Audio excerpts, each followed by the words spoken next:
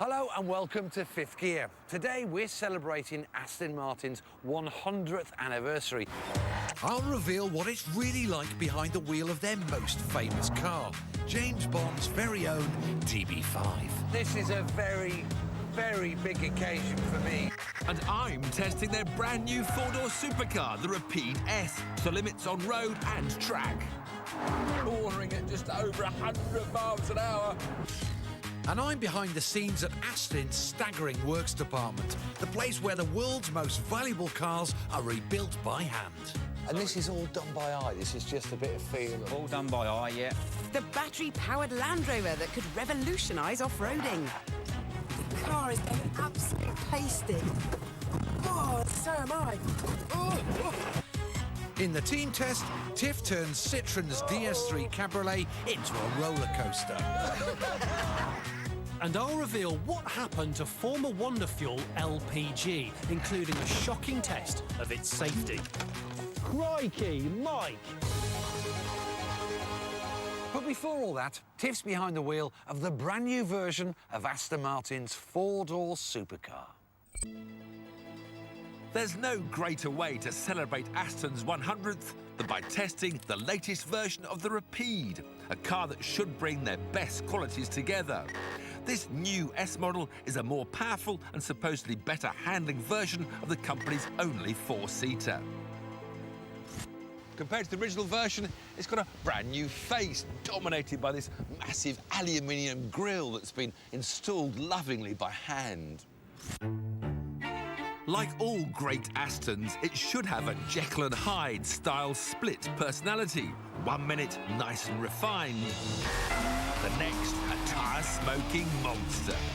Before I test its evil Mr. Hyde side, how does it fare as smooth Dr. Jekyll? While Aston Martin might want to call the Rapide a sports car, it is, of course, a grand tourer designed to waft you in style, comfort, and at some speed across the countryside.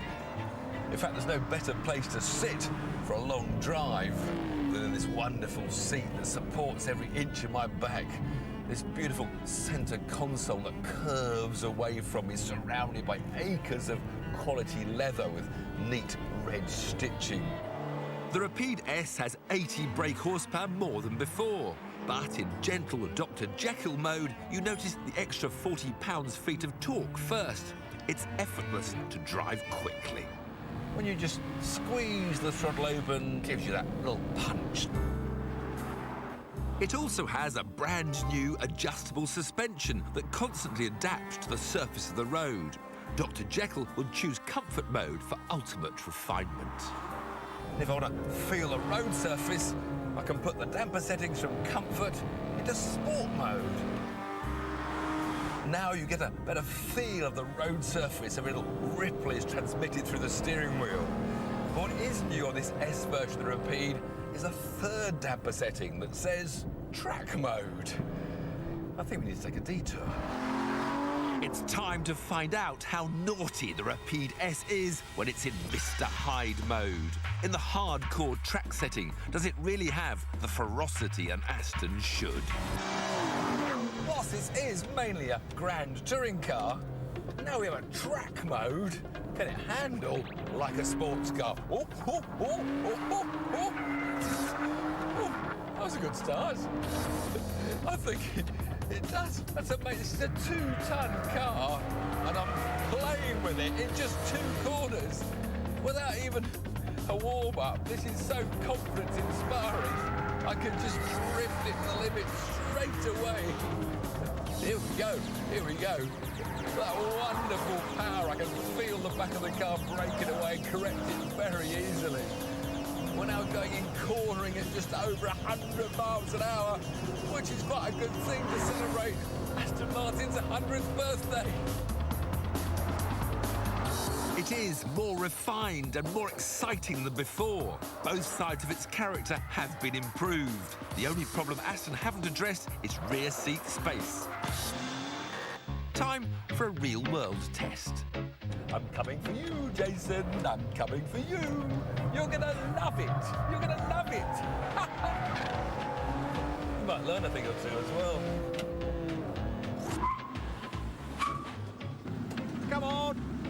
ready. It's reasonably comfy in the back. I mean, I wouldn't want to do 200 miles. What, not even sideways like Well, that? no, I'd like to do 200 miles sideways. It handles like a little sports car. Does it? Wow. Oh, hello. I tell you what, it feels lovely, but It's so beautiful easy. balance. I mean, it handles better than a McLaren 12C. It's just so relaxed on the limit. In the back, it is possible to enjoy Tiff's hooliganism, but I have a very numb bum and aching legs after just half an hour. Rivals like the Maserati Quattroporte and Porsche's Panamera might not handle as well, but they are more spacious. Tell you what, just imagine I could take my kids to school like that. How good would that be? It's just play, play, play. So the Aston Martin Rapide is now better looking, faster and better handling. But it is still a little bit cramped in the back. But of course I would never be sitting in the back. Now I want to delve into the historic heart of the company. From 1957 to 2007, this Newport Pagnell site was Aston Martin's global HQ. 15,000 cars rolled out of its gates. It's now home to a state-of-the-art showroom and is the base for the jewel in Aston's crown, their Heritage Centre. The master craftsmen here are internationally renowned for their immaculate restorations. Manager Graham Darby is granting me privileged access to this hallowed ground. So this is Heritage Restoration Centre? Yes. Yeah? In here we do all the mechanical work on heritage vehicles. Every type of Aston ever made has visited this workshop, including this Thunderbird-style Lagonda. A DB6 once owned by Paul McCartney, and their most famous model of all, the 007 DB5. So basically, I mean, going all the way back to this? Yes, 1925. Pretty much everything. 100 years worth of motoring. Absolutely, yes. In here being restored. An average length of restoration? 12 to 14 months. Okay. Can I talk about money? How much did it cost? Say that two over there. I prefer not to discuss I know, that. but just a roundabout number. What? Depending on the base vehicle, you'll get change out of 300,000. Modern manufacturing sees body panels being put through all manner of robotically controlled heating, cutting and shaping processes. This ensures incredible consistency and a quick turnaround of parts, but doesn't involve a fraction of the human skill in here. As the original Astons weren't made by robots, they're not restored by them either. Each aluminium panel is cut and hammered by hand before being smoothed using a technique called rolling and then welded into place. This rolling is the hardest job of all, and a skill I'm being taught by shop manager Charlie Briggs. How do you kind of visualise in your mind where this metal needs to stretch to give it the shape? OK, well, for this instance, and any panel that we do, like a new panel that we haven't done before or regular, we start off literally with a piece of vinyl like this. Yeah. We'll lay it on the shape that we want. Yeah. And then we'll just let it settle down, and this will tell us, just by looking at where it puckers up, where there's too much material or where there's not enough material. So there's obviously a bit too much yeah, there. so there, where you've got that pucker up there, there's too much. So we've either got to crimp that or stretch this. So that whole front section, Yeah. how long does that take? In man hours, about 150 hours. Right, that's amazing. Right, so what's this called? This is the English wheel, and this is what allows us to stretch metal. Each time you approach a job, the first thing you have to do, obviously get the right wheel in for the job you want to do. So you've got different shapes of this wheel? That's right, yeah. You get different profiles, they'll obviously give you different curves. And this is all done by eye? This is just a bit of feel? And... All done by eye, yeah. So this is how you make an Aston Martin DB5? This is how you make an Aston Martin DB5 nose panel. Oh, it's much softer than I thought. It is, it's a feel thing, isn't it? You've got to not only with your eyes, but you've got to feel it in your hands. Yeah, exactly. All the senses are working for you. By moving the panel across the wheels smoothly, I'm changing the shape of it in two planes simultaneously. What happens if you go diagonally too much? Well, you'll start to bring it bring it up in a diagonal fashion, so you'll end up with a ridge going through it. Almighty. After working for half an hour, it was time to find out if I could ever qualify as a panel beater for this most revered of establishments. So, am I doing all right, do you think? Well, let's have a quick look. It's not too bad. I mean, for a first attempt, I think I'll give you a 7 and a... Yeah. 7 out of 100, that's a good score. Not a bad first go, but I don't think I'd ever have the skills to work on this. A very famous DB5 that was the Heritage Centre's biggest ever project. You're probably thinking that this is James Bond's DB5 from Goldfinger and Skyfall. But I've got a little secret for you. Despite both films apparently using the same DB5, they were actually different cars. This one was used in Skyfall, but it was painstakingly restored here at Aston Martin to be an exact replica of the Goldfinger car. And I think you'll agree, the detail is mind-blowing. They say you should never meet your heroes, but later, I'm behind the wheel of Bond's car, and I'm hoping it'll blow my mind.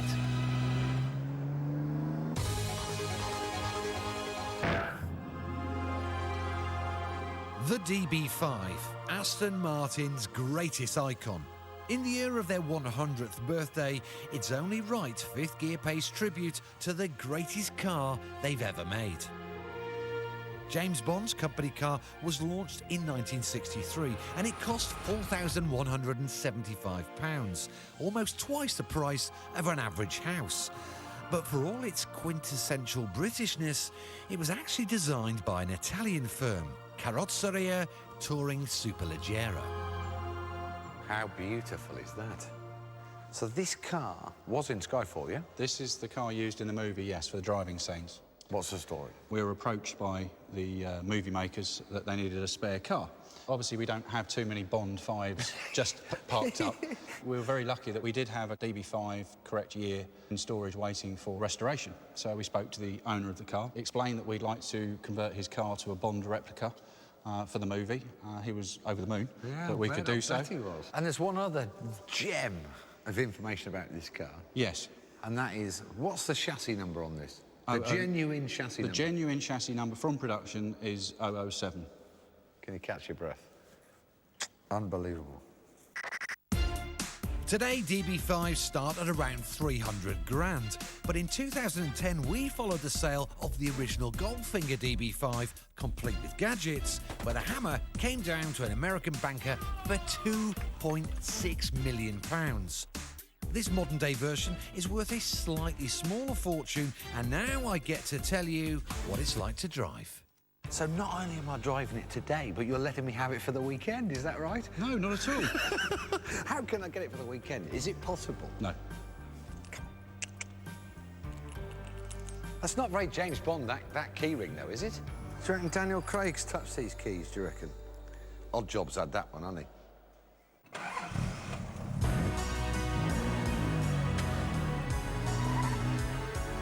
You know, it's an emotive... It makes you feel amazing just driving this car. You know, you feel everybody coming the other way almost wants to stop and stare at it. And this is a very, very big occasion for me. So let's get the basics out of the way before I get, well, a bit carried away.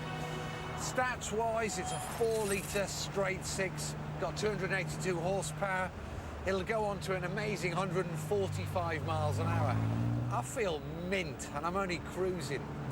Now, this is an old-school engine. You know, there's no direct fuel injection or electronic ignition. It's got 3 whacking great big carburetors. You can kind of hear them sucking and pouring petrol into the engine. As a cruiser, it's lovely. It's soft and compliant. You know, the seats really don't hold you in that much, but actually, I can't think of anything better. Charged up and down the country roads of England, or even on the Riviera. Actually, stuff England, let's find the Riviera. Now, in 1963, this was the absolute pinnacle of luxury. I mean, look at it. Look at these seats, they're amazing. The dashboard, look at this. Electric windows in 63. Adjustable suspension, 5-speed gearbox. Doesn't get much better. I bet a few of you are wondering, you know, can you draw any comparisons to modern Aston Martins? Well, there is one thing which is identical, and that's you feel really special when you're driving it. It's not the first time Aston have made a new Bond DB5. A while ago, they went to enormous lengths for a wealthy Arab customer, installing replica gadgetry and even producing an owner's manual in the style of Q Branch. But no matter how immaculately rebuilt the cars are, you can never hide the fact that they're 50 years old. By modern car standards, you know, it doesn't handle very well, it hasn't got lots of grip. Brakes don't give you a lot of confidence.